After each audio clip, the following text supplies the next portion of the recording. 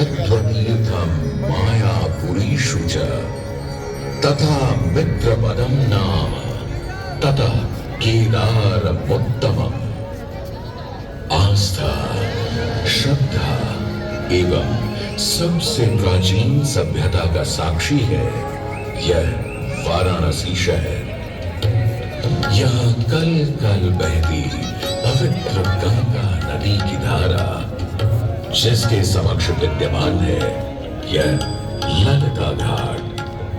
मत्स्य पुराण में तीर्थों की चर्चा के अवसर पर ललिता तीर्थ का वर्णन हमें प्राप्त होता है। साथ ही साथ स्कंद पुराण के काशी खंड में भी जहां नव दुर्गा घाटों का वर्णन होता है, वहां भी ललिता घाट का नाम अंकित है। ततो ललिता तीर्थं गंगा केशव सन्निधौ तत्रास्ति ललिता देवी चित्ररक्षाकरी परा। साच पूजा प्रयत्नेन सर्वसम्पत् समृद्धये ललिता पूजकानां च जातु विघ्नो न जायते। कृष्ण तृतीयायां ललितां परिपूज्य वै नारी वा पुरुषो वापि लभते वाञ्छितं पदं। स्नात्वा च ललिता तीर्थे ललितां प्रणिपत्य वै लभेत् सर्वत्र लालित्यं। यद्वा तद्वानुलप्य च लभेत् सर्वत्र लालित्यं। यद्वा तद्वानुलप्य च। गंगा नदी के तट पर स्थित है ललिता तीर्थ, जहां क्षेत्र रक्षा करने वाली दुर्गा रूपी ललिता गौरी का निवास है, जिनकी सभी श्रद्धालु सर्व प्रकार संपत्ति लाभार्थ पूजा अर्चना करते हैं। इस घाट की सबसे विशेष बात यह है कि यहाँ शिव के साथ शक्ति के दर्शन भी श्रद्धालुओं को मिलते हैं। घाट के ऊपर गली में मां दुर्गा को समर्पित देवी ललिता का मंदिर विद्यमान है। साथ ही साथ यहाँ काष्ठ एवं ईंट से बना राज राजेश्वर मंदिर भी स्थापित है। भगवान शिव को समर्पित काशी में यह मंदिर नेपाल के पशुपति मंदिर का प्रतीक रूप है। वर्तमान में सुशोभित यह ललिता घाट पूर्व में 3 भागों में विभक्त था। दक्षिण दिशा की ओर से चले तो नेपाली घाट, ललिता घाट एवं राज राजेश्वरी घाट। इनका उल्लेख सन 1931 में मोती चंद्र जी ने किया, जहां नेपाली घाट एवं ललिता घाट के पक्के निर्माण का श्रेय नेपाल के महाराजा बहादुर शाह को जाता है, तो वहीं राज राजेश्वरी घाट के निर्माण का श्रेय सिद्धगिरी जी को जाता है। कालांतर में नेपाली एवं राज राजेश्वरी घाट ललिता घाट में ही समाहित हो गए। ऐसी मान्यता है कि अश्विन मास की कृष्णा तृतीया के दिन ललिता तीर्थ में स्नान कर देवी के दर्शन करने से श्रद्धालुओं की सभी मनोकामनाएं पूर्ण होती हैं।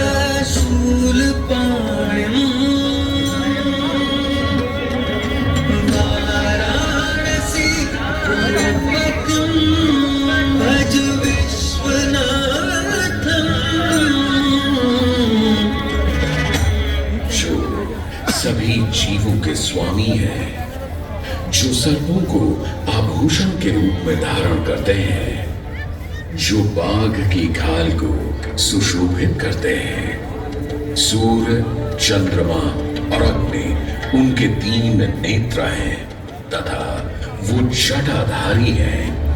पाश, अंकुश और त्रिशूलधारी हैं।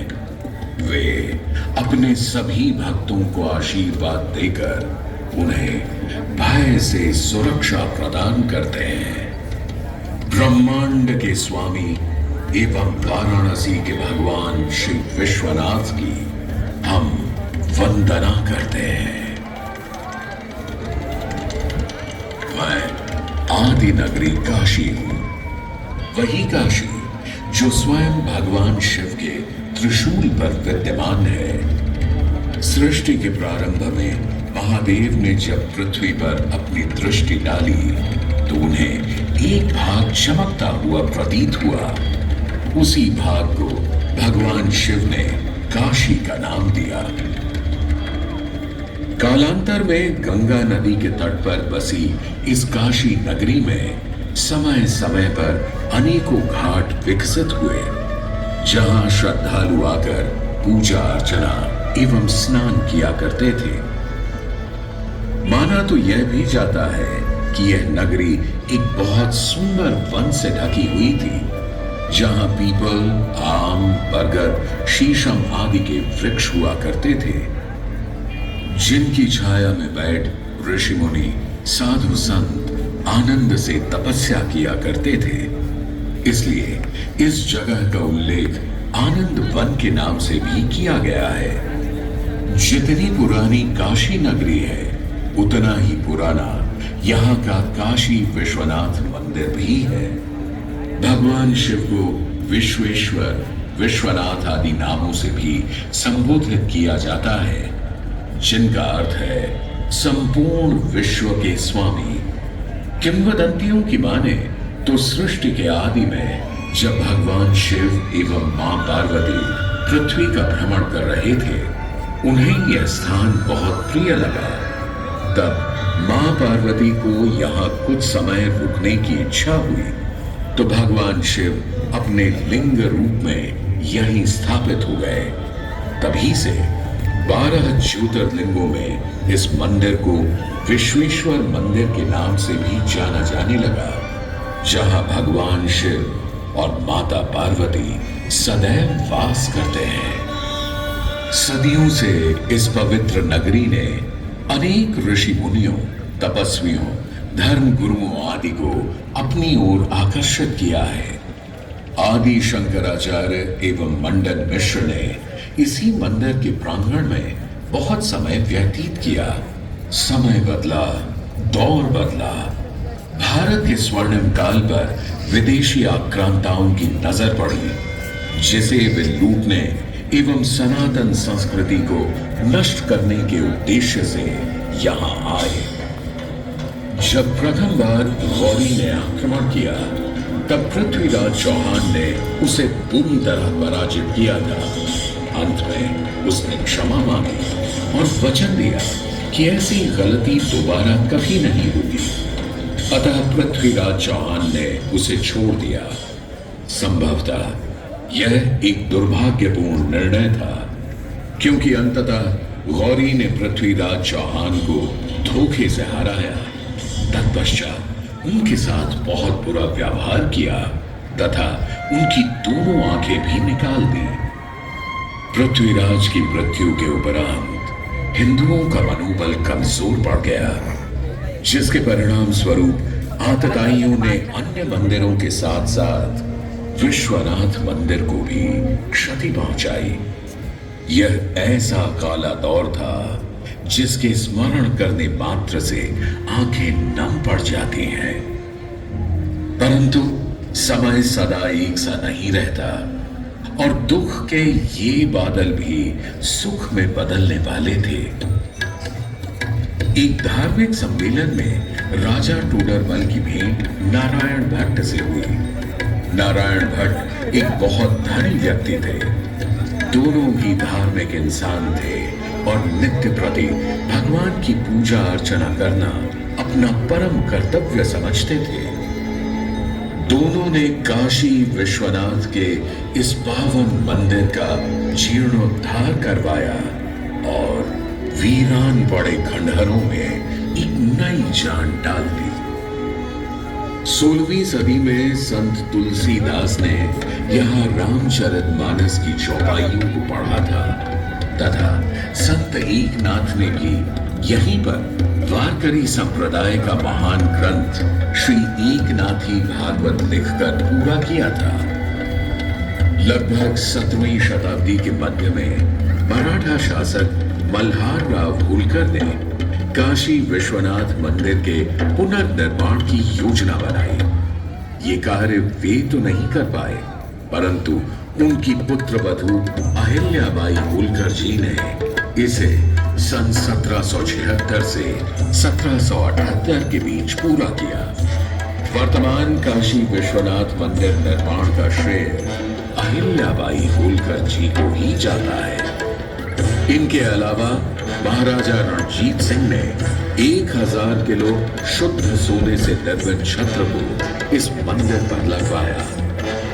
जहां ग्वालियर की महारानी बैजाबाई ने ज्ञानवापी का मंडप बनवाया, तो वहीं नेपाल के महाराजा ने यहां नंदी की प्रतिमा स्थापित करवाई। सनातन संस्कृति को सुरक्षित रखने के लिए जिससे जो बन सका उसने वैसा किया और वर्तमान में भी यह क्रम देखने को मिल रहा है। सन 2022 में भारत के प्रधानमंत्री नरेंद्र मोदी ने काशी विश्वनाथ एवं सौंदर्यीकरण करवा इसके स्वर्णिम कार्य को फिर से एक बार जीवंत करने का प्रयास किया।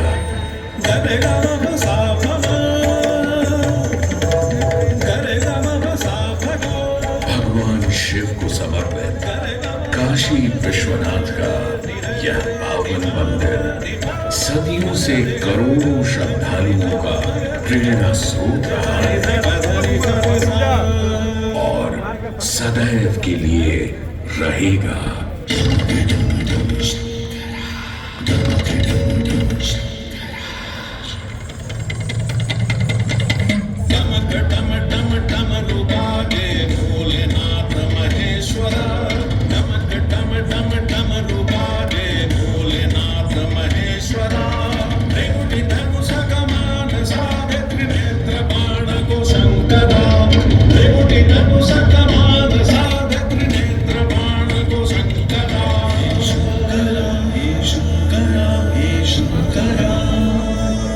वाराणसी के हो बसैया हो पिता गजराज के,